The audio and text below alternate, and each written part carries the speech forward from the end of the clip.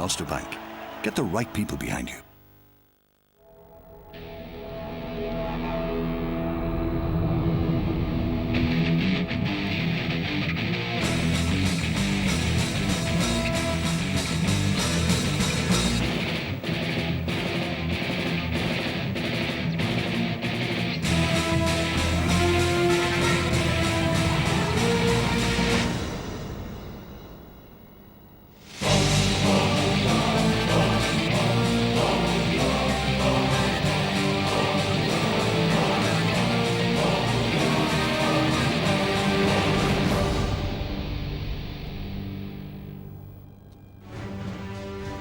Six Nations Round 1, Day 2, Scotland against Wales.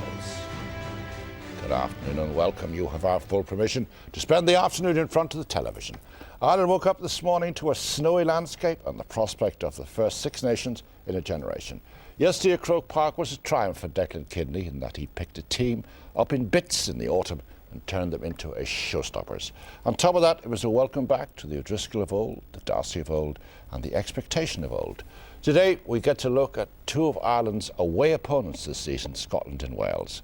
Is the Scottish revival for real? Can Wales, last year's Grand Slammers, do it twice in a row? Joining me, George Hook, Brent Pope, Conor O'Shea. But first, a look back to yesterday's unforgettable encounter at Croke Park. My thinking about this match makes Gethsemane look like Butlins. Our record against France is awful, so why should it change now? I think France will win. With the Irish at home advantage, I think Ireland will win. I dearly want Ireland to win, but France, I think, are going to edge it. The RBS Six Nations is underway for Ireland. Well, we knew it was just going to be, a bash, really. It was important for us to start well. Made to look very easy, and it's a terrific start for Ireland. They showed how good they were on counter-attack. We probably gave them a bit too much, and that's what they thrive on. O'Driscoll gets to him, but France very much in the ascendancy. The pass isn't particularly good, but Chamal picks, and Malzieu and Harinor-Duki, and France are in. Not everything went the way we wanted it to go today. O'Connell, the first receiver, then O'Gara, then Heaslip. A nice little quick reverse pass from Paulie, and Rogers put me in the hole in the way we want him. And he's got pace and a step. Jamie Heaslip. Oh, what a try! It got us ahead in the game, really. Terrific from the Leinster number 8. It's brilliant to get over. We got tries at the vital times. O'Connell down for O'Leary and O'Gara and O'Driscoll. Brian O'Driscoll was back to his best. He does all the dirty work and all the hard work, but then capped it all off with an incredible try. And O'Driscoll at pace. Brian O'Driscoll, brilliant. I remember 10 years ago I was able to do that. It's nice at 30 still to be able to. O'Driscoll at his best. But then fair play to France. They just, they caught us on the hop and, maybe had potential to do what they did 2 years ago. The kick ahead for Medard may catch Ireland cold. It has. Quality always comes through. It's best to Ferris, to O'Leary. Darcy stands them up, rounds them, and he's over. A year is a long time in rugby, so it's nice to come back with a bit of a bang. And what a way to announce your return to the international scene. And we knew it was going to come down to that last 20-15 minute period at the end where people are starting to drop on their feet and stuff. Over it goes, and we are set up for an absolutely banging final 4 minutes. We got that penalty with maybe 3 minutes to go, and that was a big 10 points when you look at the score at the end of the day. Flags up. Two magnificent teams, and from an Irish perspective, a magnificent victory. That is the most magnificent display we may have seen from an Irish team in over a decade. There's got to be serious belief in this Irish side now that they can beat everybody. This might be one small step for Irish rugby. And The big moon shine down. Oh, happy days, Conor O'Shea. Oh, happy days. Yeah, I still haven't quite come down. Not just because of the Ireland win, but it was just an absolutely epic championship match. The French came and played a magnificent game of rugby. They played with real joie de vivre as only they can do, and they took it to Ireland. Ireland soaked up a lot of pressure, a lot of line breaks, and came back and scored some quality tries. It was a great game of rugby. Now, Mr. Kidney took them up there, Brent. What's he got to do this week with them? Well, I suppose you just got to keep them grounded, doesn't it? You know, I mean, I know I talk about self-belief, but I want people to believe it's just having the confidence. You know, you don't say it in public. He'll go back. They've got another match against Italy, but they must now think that they have a real show at this, because I can't see Wales going to face a wounded France and Paris. That Wales aren't going to drop a game. They could be in trouble this afternoon against Wales Scotland. have to go to so I Paris think it's still going to come Saturday, down to, I think at the very least that Ireland is going to have either a go at the championship in the last match, or better still, a shot at the Grand Slam. All of which makes this afternoon's encounter fascinating for us, because we're going to see two of the teams we will travel to meet, Scotland and Wales. Yeah, absolutely. And Scotland are going to be, I think, the surprise team. The only thing I have to caution here is we won't have, sadly, Nigel Owens for every match in the championship. Now, let me remind people, Ireland were penalised twice in the match yesterday. Now, and the first kick at goal France got was in the 76th minute. It is incomprehensible that a team can be under pressure, as Ireland were, making almost 100 tackles in the match, and only be pinged twice. Are you saying we'd have lost if there'd been another referee? We might have, certainly, because another referee might have penalised.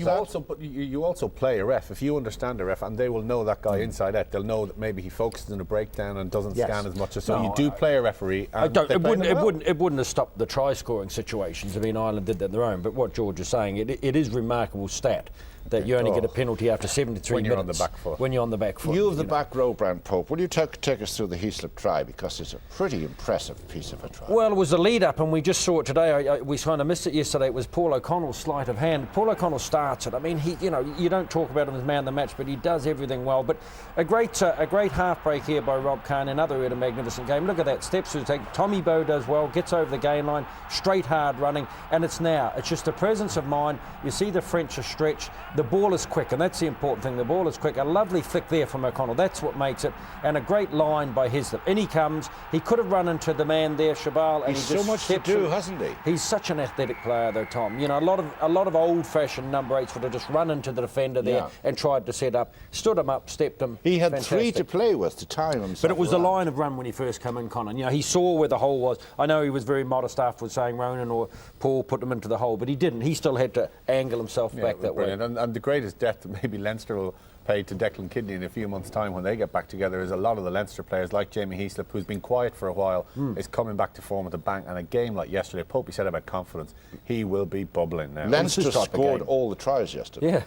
And they couldn't score, and they haven't been able to score one. And now you want to look at O'Driscoll's try. Will you talk about alignment and so on and so forth? Yeah, well, the secret of back play is depth, alignment, and angle. And what Leinster have never had is depth. Now, it isn't where you start. It's where you finish. Now, at the point that O'Gara gives the ball to O'Driscoll, he has maybe 5 or 6 yards to scan what's in front of him, the opening he can see. Also look at the 3 backs outside him. Had O'Driscoll chosen to pass, any one of the backs outside him had space to manoeuvre. At Leinster, O'Driscoll would have got that pass 2 yards later and would have been swallowed up. But there's a crucial side, and you can, when you roll that on, think, but you play well against certain teams. Brian O'Driscoll has always played well against France, because France actually drift, and we'll look at this next week when we come to Italy. It's a different sort of defence. Leinster have been playing against Wasps, against Castro, who've employed a really flat 4 up. They don't. France let it go on a shoulder tackle, and there is no better person in the world. It was great alignment, great depth, but and a big moment coming up, just to continue on this sequence with the Darcy try coming up. He had a lot of work to do when you see this. Well, he's a great stepper. I mean, Gordon Darcy has always been a stepper, and he's like Brian O'Driscoll. He's very low to the ground. He's a low centre of gravity. He ducks under the first tackle again, twists and turns and gets over. And to say, you know, everybody is delighted for him because he has worked so hard, and even the thought of come back and then to score the winning try. But Conor is right. I mean, the French will be disappointed in that, because on a drift defence, you know, you have to take your man or whatever, and they push to let a guy like Brian O'Driscoll get outside you're going to be burned. You know? The point about Darcy there, though, he really was on a try to nothing because he knew that if he was tackled, he was going to set up another ruck and the attack would have continued, or he got the perfect finish, which I suppose was the not other thing over. you made mention of yesterday, Tom, is that the passing by Ronan O'Gara allows players to move on to the ball. Yeah. What we've seen in other years is players having to reach back or reach up. I mean, Now, yesterday you sang the praises of Declan Kidney for putting Paddy Wallace on the team. Should it be Gordon Darcy for Rome? No, far too soon for Darcy. I think it'll be Darcy before this tournament ends. But like a week ago, 10 days ago, it seemed as if Ireland didn't have an inside centre. This morning we wake up to Are we two saying no inside change centres. for Rome? no, you can't change I don't think you change that, and I think it's even more important potentially that Wallace is in there next week, because to get that distribution, because the way the Italians defend, will be able to actually get outside the Italian defence as opposed to try and crash But it through. also, We don't want to run straight at them. Also, kind of what we've got now is we've got a serious, what they call impact bench. You know, you can bring on guys like Darcy who scored the try. Tilly gets up match fitness. You can bring on Leamy. Tilly gets up to match fitness.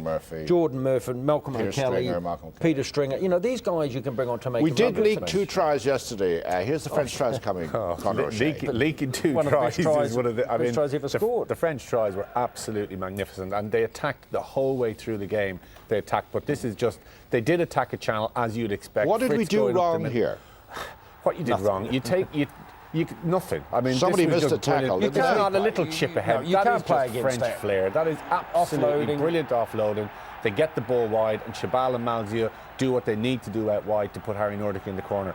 It was absolutely breathtaking. That's an rugby. amazing pass, Breathtaking. isn't it? It was an amazing pass, but I mean, there's sometimes you can look at the tapes and say, look, what should we have done? But when a French team or any team in the world is playing like that, there's very little you can do defensively because they're offloading before you get. It's like Wales at their best. Before you can make a tackle, the ball's gone.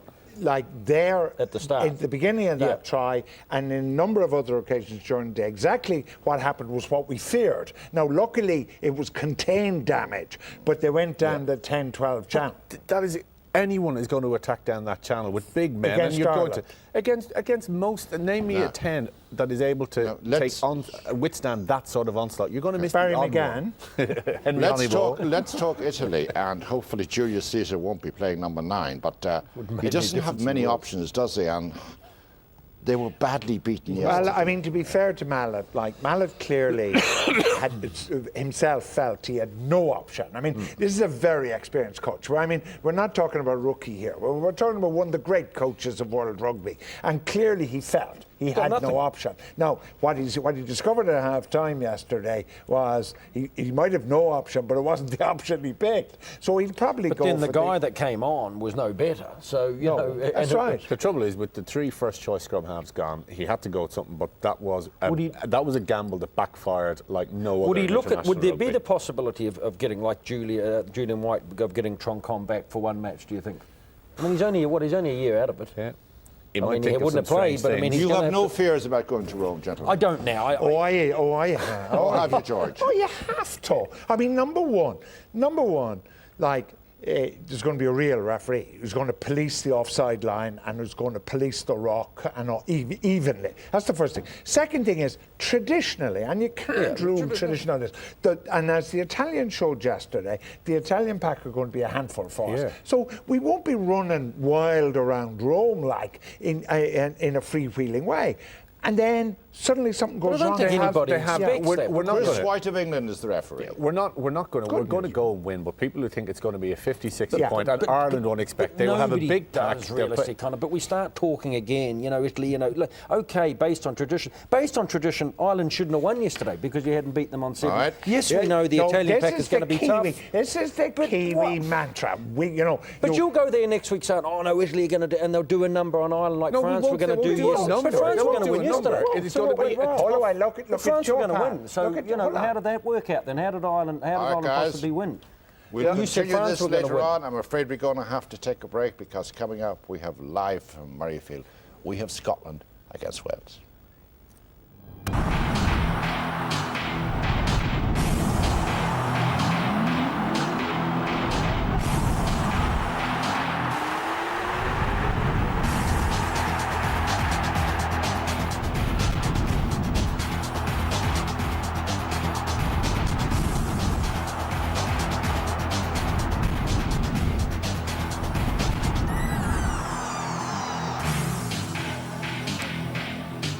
Well, there you are, live picture at Murrayfield. Snowy in the background, but we gather it's dry. Murrayfield was the first ground in these nations to have a warm under blanket. Now, before we go to the match, here's your chance to go to Rome. Here's your competition. RTE Sport have teamed up with Ulster Bank and RBS Six Nations to give you a chance to see Ireland against Italy in Rome on February 15th. This great prize for two includes flights and match tickets. For your chance to win, just tell us who won the RBS Six Nations Championship in 2008. Was it Scotland, Wales or France? Call the competition line on 15 15 71 71 74 or text the word rugby followed by your answer, name and contact details to 57111. To enter from Northern Ireland, call 0901 293 0550. RTE Airtel, page 193, has further details. Lines will remain open until midday on Wednesday, February 11th. The winner will be announced on RTE Airtel, page 193, next Thursday. And remember, you must be 18 years or over to enter. A big competition to go to Edinburgh. Conor O'Shea, let's look at the Scottish side. They went down, Glasgow went down and beat Toulouse. Edinburgh beat Cast. It's a quality side. Is there a revival? I wouldn't say it's quite a quality side yet. I think it's getting there. There's definitely a revival. I think today is more about the players that aren't there in the team sheet. They've lost Ewan Murray at tight head. Let's Jeff see Cross the team, making his debut. Nathan Hines is out of the second row. They put Jason White up in there. So that's two big players for them. Johnny Barkley, definitely watch out for him. Has been a player who can really stand out for the championship. And then in the back line, they haven't scored tries. This pack will get a lot of ball. Mike Blair leading them out, an incredible rugby player. They've gone for Godman instead of Parks, but I'm surprised they haven't gone for Tom Evans, the Glasgow wing, who's been making breaks, scoring tries, and they need to score. They create, they retain ball, but they don't score tries.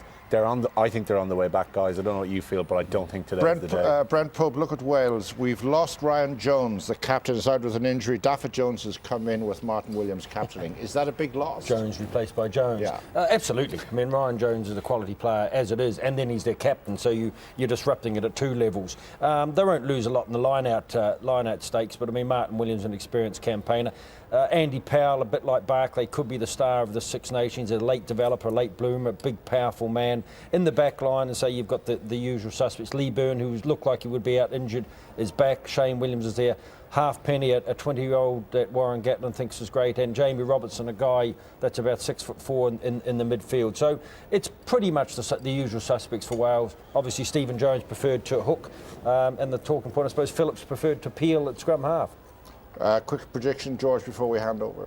Scotland are going to win in Murrayfield. I don't know whether this is the one, but they're going to win, and I just hope it isn't us, so I'd prefer it to be them. Well, Scotland just waiting there for the royal presentation. Your commentator is Ryan Lucian Dunn. Scott Hastings. Thank you very much, Tom. Good afternoon, everybody, and you're very welcome to Murrayfield. Despite the snow we got out of Dublin this morning, our arrival in Edinburgh, well, a little bit like Dublin yesterday. Blue skies, which have clouded over a little bit since, but it's cold and it's still, and it's pretty perfect for this third RBS Six Nations match of the weekend. Delighted to be joined by a Scottish legend, Scott Hastings. And Scott, let me ask you by saying, is this a new dawn or a false dawn for Scottish rugby? No, I think I share a bit of optimism there. It's certainly a new dawn in the fact that in the autumn series they played extremely well. There was something to build on since their last victory against Canada. And they come into this particular Six Nations with a little bit of confidence, and it's all about momentum. We've seen that Ireland are now up and on the roll with a magnificent victory over France. England struggling a little bit against Italy. It's now up to these two great teams to now grasp this absolute opportunity and get their season up and running. No Ewan Murray, no Nathan Hines. Just how much of a chance do you give them this afternoon? Picking up on what George Hook just said there, is it a win at Murrayfield this season, but not possibly today? Well, rugby is all about a blend and a style of rugby, and certainly in Nathan Hines and Ewan Murray, huge experience. But the opportunity then opens up for Jeff Cross, for example, and as a result with in the back row, to stamp their authority. It's so important that Scotland eliminate the errors that have actually littered the game in seasons gone by and start with a positive attitude. And for what I can gather within the camp is they've got a game plan that is high tempo, and if they can execute it, then Wales might get a shock. Let me just go back to studio and bring in George Hook. George, you look at the experience in that Scottish side, and you look at Jason White in particular, his 70th cap today, but only his 6th in the second row. Does it make him a different proposition? Well, I'm not sure, because Conor O'Shea had a real view about the second rows, didn't you, Conor? You had a real thought about that. Well, I mean, it's more that the type of player that they're going with and looking for mobility. And if Scott's saying there that they're looking for this high-tempo game, they're actually going to try and loosen it up. They've Jim Hamilton there. I think Nathan Hines is a massive loss for the way the thing, but they've obviously gone high-tempo, get more back-row players onto the pitch, get mobility, and to try and counteract what Wales are up to. Yesterday with Chabal, didn't it? Yeah. Yeah, Popey also has a view that Gatty will have injected huge confidence in the Welsh team, of course, won't you, Popey? I think, Ryle, I'd just like to know pick up what Scott thinks in terms of someone like Tom Evans and Max Evans on the bench, Tom Evans not included. If they're playing high tempo, get guys who can score tries, and is that something they'll regret? Yeah, I believe so. Tom Evans has been in a rich vein of form, and he certainly is absolutely electric, not even with ball in hand, but also his chasing game. So as a result, we've got to actually look to the more experienced Lamont brother, Sean Lamont, to get Scotland into the game. He's a physical type of player, but from what I can gather, this attack, this game plan is going to be through their backs. They're going to try and draw this Welsh defence up, and they're going to go and try and go over the top of the defence, either through their astute kicking or through a floated pass overhead. Well, the formalities continue here at Murrayfield, and I suppose the one final question we must ask about this Scottish team is the issue at out half. And in Godman, do they have, and do you have, the link and the required calmness to run an RBS Six Nations game? The answer to that is yes, because Godman is actually back to playing some great rugby, and his half-back partner in Edinburgh is also the skipper today. That's Mike Blair, who's playing outstandingly well, just speaking there to Her Royal Highness. And Mike Blair is playing a game of rugby that is right out the top drawer, and as a result, I expect a lot from Phil Godman. If it doesn't work, then we've got the opportunity for Chris Patterson to come in off the bench, and I would suggest he'll slot into the pivotal position. But at the moment, Godman's the number one fly half in Scotland. It's up to him to now deliver a performance that justifies his selection. All of which brings us to the last of the formalities, as those in attendance in a very full, if not completely full, Murrayfield stand for the national anthems.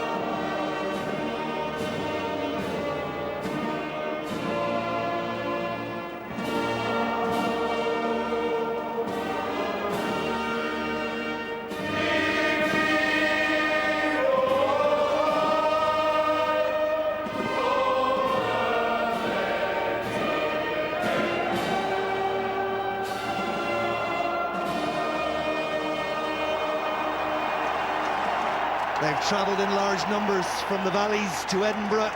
Taxi driver this morning saying they've been arriving since last Tuesday, and in full voice. Now, the flower of Scotland.